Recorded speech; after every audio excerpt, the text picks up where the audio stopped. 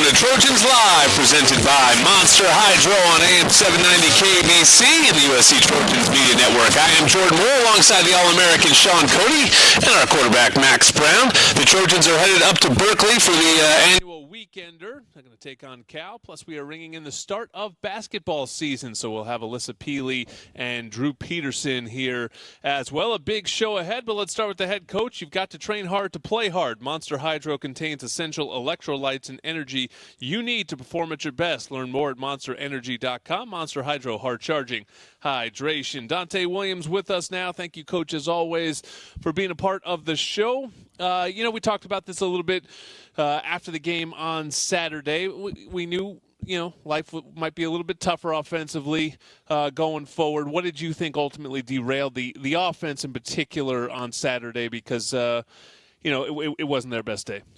You know what? For one, third down, we have to make sure we convert on that and continue drives going. But at the same time, it was one thing for Drake to be out. It was a couple other things for a little bit of other guys be banged up. When you go with your left tackle and, your running back gets banged up, it's a couple other guys that also, were out. So it just a combination of things, and we never really truly got in a really good rhythm, whether it was a quarterback or O-line or a couple other different positions to, truly, put 7 on the board instead of 3. Coach, you had some progress in the run game throughout the year. Drake London goes down. You figure ASU is going to get ready for the run game. What, in your mind, why didn't the run game get going? Was it ASU's scheme? Was it some blocking? Was it a little bit of both? When you look at some of those plays, it wasn't truly like the scheme. It wasn't truly the blocking. It was always just one person, though. There was one person in the block or one person, a couple blitzes ASU timed up where all of a sudden their blitz hit right where the run, where it's going. So, it's coming those runs, you like to get back and, have one person maybe make that block or, one person all of a sudden make one guy particular miss. But it was, once again, I hate to say it and, it keeps sounding like, a broken record, but it was a combination of different things, whether it was their scheme, what they did on one play or one guy missed a particular block, so we couldn't truly get it going to get in a rhythm also in the run game. First week without Drake London, and you mentioned the third down struggles in that game. Was there one specific area or one specific aspect to the game where you missed Drake the most? And maybe it was an off-the-field aspect as well, because I know he brings a lot of leadership to the team as well. You know what? Probably just the most explosive play. And at the same time, Drake, demands a double or a triple team. And, right now we have to make sure we get guys to where, they can start demanding a double and a triple team. So he opens up, a lot of one-on-one matchups for other guys. At the same time, he opens up the run game. So I think that's what you miss. And also you miss that, that leadership, that guy that you always know no matter what's going on in the game that you could depend on. You're listening to Donte Williams on Trojans Live. And Coach, you've said it. We've said it. You have 2 really talented quarterbacks. So I guess my question is, do you want to pick a quarterback? Or are you going into a week like this thinking, man, I wish one guy would just take it and we could just play one guy because I just prefer to play one guy to have him lead the offense? Or are you comfortable with the situation as it is where two talented guys are splitting up the reps? You know what? It's something that, we're still evaluating, but it's a process that – that in which we are evaluating. I think, it's getting close to where it's going to be one guy that pretty much takes control of the offense right now, and that's pretty much where we're headed.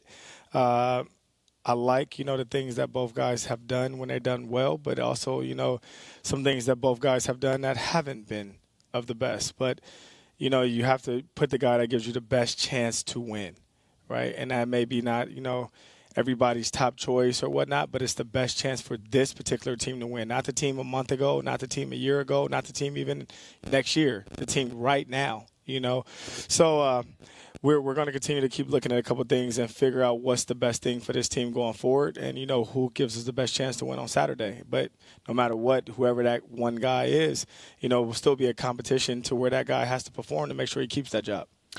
Coach, it seems like in moments this year, in critical moments, the team hasn't been able, I think, when you look at the record, the team hasn't been able to make that critical play in games. And you look at the end of that game, you're 16-17, 1 point away, and you get 2 offensive drives where, or 4 offensive drives where you go 3 punts and then an interception.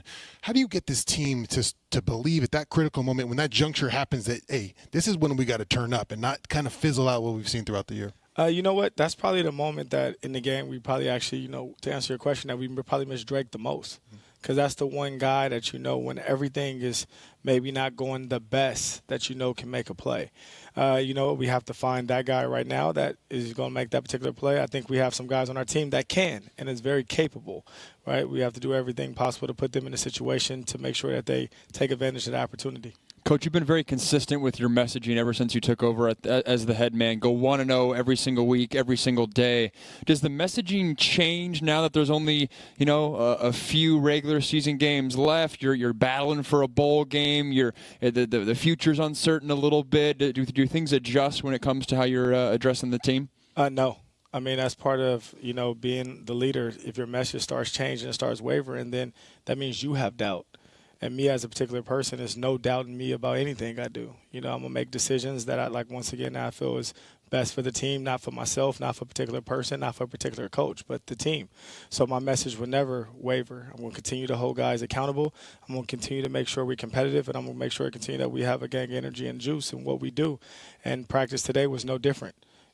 These guys have full buy-in right now on what we're trying to do, and we'll continue to do the things that we feel are best to go forward. You're listening to Donte Williams on Trojans Live. Coach, one of the certainly positives that came out of that game, Xavier Alford comes up with a couple interceptions. It was the first 2-pick game for a Trojan in 4 years. What did you see from him that got him on the field a little bit more than we've seen at times? And what gives some hope going forward that he can be an impact player for this program? He's a guy that's all shown flashes, right? To continue to get better, continue to adjust. It's a big difference for him moving out here from Texas, and he's been fortunate enough to where he's already been in 2 universities in a short period of time.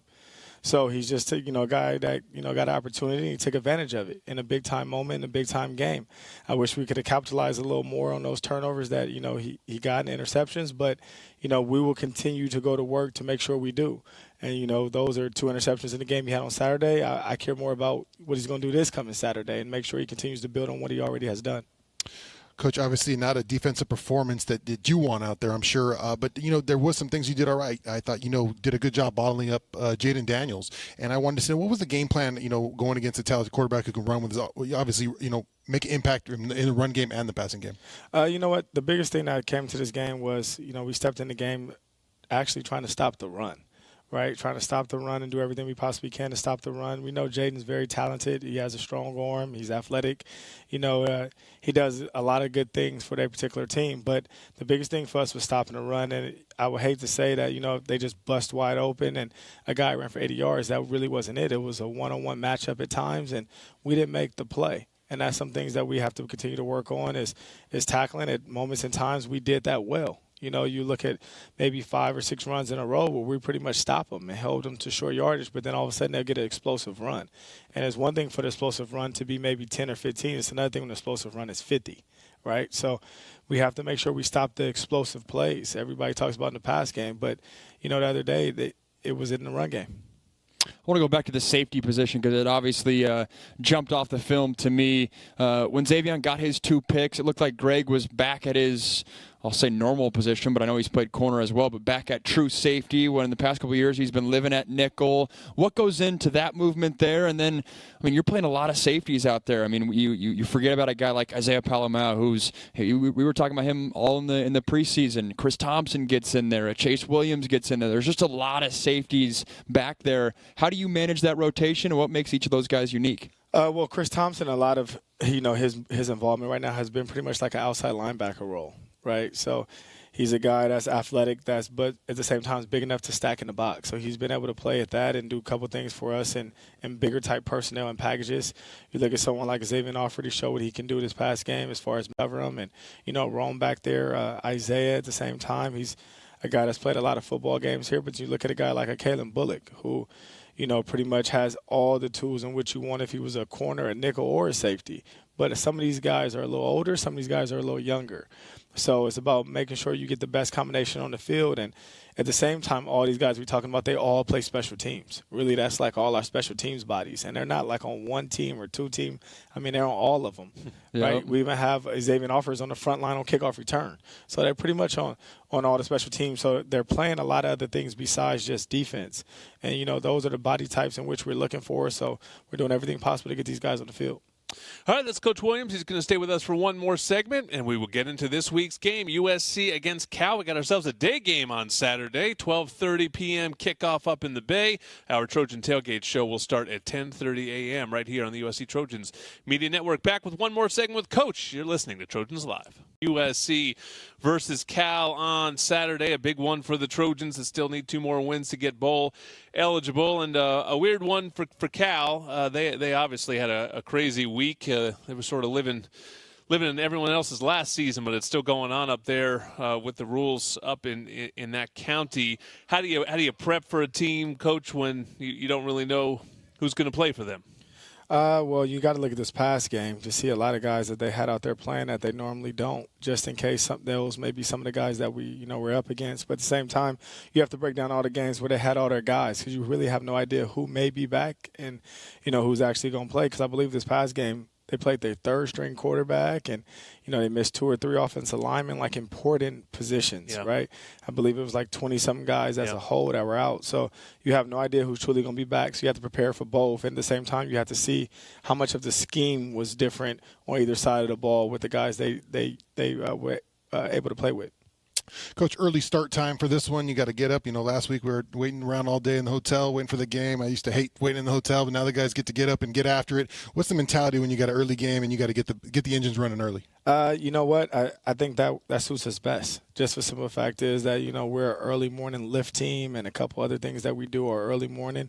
I think that, it plays into our hands a little more. We don't get a chance to really do things, especially in today's age, really late at night when it comes to practice. And, when you have those really, really late games, you're getting back at 3, 4, 5 o'clock in the morning. Yeah. So it even puts a strain on what occurs the next day. So I think it's a benefit to us to play early in the morning, and, we're looking forward to it. If I recall correctly, when I first met you about a decade ago, you were part of Justin Wilcox's staff, right? Correct. Back in the day. As the head man now, obviously both you guys got your own squads now. How does that change your prep this week? Does it give you any sort of advantage, any little nuggets here or there that might be different than other weeks? Well, shoot, always. Justin's a great coach. So, the only nugget it gives me that I know I'm going against a great coach. That's someone I know and, I admire. I think, what he's done up there has been, really good as far as changing the culture in that program. The defense is always going to be ready to play, and the offense fits his identity, too, as far as being physical and, being multiple and doing a lot of things. So, and I'm sure just him as a whole, he is able to give the offensive coordinator a lot of things that he sees being a defensive mind. And you can see, no matter what goes on, Cal's defense is always really tough in the way they play. And, schematically, he's as good as they come. Are they better than their record? It seems like they've just had really bad luck in close games this season. Well, I definitely think they're better than their record, especially, you look at this past game. Well, yeah, sure. That game, and then you look at some of the games they lost, they're right there. It's just the same thing. It's just really it's coming down to the last drive or the fourth quarter, just a play here and a play there, and the outcome could be completely different. Coach, where do you stand when it comes to, there's a fine line for players. You want to have a good time, you want to have fun out there, but you also got to be a disciplined team. Obviously, we saw you, Jackson Dart rolls with the finger roll, and we saw you, getting his face there. And where do you stand with, making sure the guys you're still having fun, but also, hey, we got to play disciplined football? You know what? It's one of those things like act like you've been there before, because at the same time, had he did the finger roll and the ref called a penalty and backed us up and discredited the touchdown, then everybody will say how undisciplined we are and say, how all we do is make mistakes. So it's one of those things that you need to correct right there. So not only for Jackson and not the future of the next, hopefully, 100 touchdowns he scores, but everyone else on the team, right? So it's a combination of things of making sure we understand the rules, understand, what to do properly, but at the same time, we should be having fun. But part of football is for one, you having fun when you make plays and you win. Right? No matter how many plays you make, if you don't win, then football isn't fun, right? It's part of it. So just making sure that these guys understand, exactly what's going on and what can occur by having too much fun, maybe you say. With Drake London being out, it obviously gives guys the chance to step up. This past game, we see 4 different tight ends, a bunch of different pass catchers out wide. What'd you take away from those groups? Is it moving forward? Is the plan to always have it be a rotation, or are you still waiting to have 3 or 4 guys step up and really solidify their position? You know what? You always like to play a lot of guys, especially at those particular positions of guys running sometimes. You may look at a guy that he runs 3 straight down the field for 50 yards and doesn't touch the ball in none of those plays. So you got to give him a breather and maybe play someone else. But at the same time, I just want to make sure that we have the guys that are really reliable when it matters most. When it's the 3rd and 5 play, when it's all of a sudden when you have to make a play because you're down 7, like that guy. We need that guy to step up. And like I said, we have those guys on our team that are more than capable of doing it. We just need to make sure and watch them do it. How's the locker room? Do you feel like the team has stayed together emotionally? I do. I mean, like I said, when you hear that team meeting again today, just like when you hear what happened in the locker room after the game, and it's no different than how we came out in practice. You didn't see guys all in their feelings. You didn't see anyone pointing fingers. I mean, you still saw a team, right? You didn't see individual cliques or units. Like, it was a team. So that's the biggest thing that I like seeing is not guys, blaming others. A lot of people think that they say you're only as strong as your weakest link, and they think sometimes that is being physical. Right? Like, that's the worst player because of how he runs or how he does things. I think you're only as strong as your weakest link when it comes mentally. So sometimes that could be your best player. But if your best player is pointing fingers, if your best player is negative, then all of a sudden that would divide and tear apart a team. So you're also as strong as your weakest link when it comes to the mental aspect also. Coach, we've heard some of your motivating factors, but what moving forward in this season, what is that number one thing where you're preaching these guys obviously want to know and fight on and a lot of that stuff, with bowl games and there's still that kind of stuff. But how's your biggest motivator to get these guys? Hey man, we got 3 games here. These reps count. Let's end this thing in the right direction. Stay the course. Right? It's all a process. Like I say, you don't – if you just fall in love with wins and losses just because we lost yesterday, then today I wouldn't even be able to do this interview. I wouldn't have been able to come to work yesterday. It's a process, and I do this not for myself. I do this for the young men in that locker room, right? Making sure that they're able to do everything possible to accomplish their goals and to realize that in life you're not always just going to win in everything in life, right? Everyone goes through some type of disappointment, but it's all about how you bounce back from that disappointment, whether that's a football game, whether that's, a regular job, whether that's just how you wake up in the morning and maybe it's nothing in your refrigerator. Like, how do you bounce back from that? So that's what we're all about, making sure we do everything to steady course the process and stay positive about it. Coach, you're used to managing a room of defensive backs, 15 to 20 guys, and that's your group. Now, obviously, you got 120 guys. Is the mindset and the approach for you the exact same? There's just more guys, or has there been things you've had to adjust because there's just so many position rooms and so many different personalities that you have to get used to, and you can't have your tentacles, so to speak, on every last guy in that room? You know what? I love it. And I feel like I can have my tentacles on every last guy in that room, including the coaches, including the strength staff, including the trainers, everything. That's part of what you do when you're the leader. You don't all of a sudden just focus on one particular group or one particular individual. You got to be able to look at everything. And if you don't have the time for everything, then you need to make the time for everything. So, to be honest, I love it. I mean, every day that I wake up as the luckiest person in the world, win, lose, or draw, I know I'm going to stay course the process, and I'm going to do everything possible to make sure we continue success or do everything possible to make sure we do have success and continue to fight on. All right, Coach, we're going to preview the basketball season next. You a hooper? I'm not, but I went to a couple games before COVID, so I'm looking forward to it. You got to see Big O. You never got to see – did you get to see Evan Mobley walking around campus a little bit? Yeah, just a little bit, especially now since campus is back open. It sucked when campus was closed, but yeah. Evan Mobley's looking good. We got Drew Peterson coming up next. Oh, Alyssa Peely just walked in the room, too. We got 2 hoopers in here, and we will talk to them coming up next. You're listening to Trojans Live.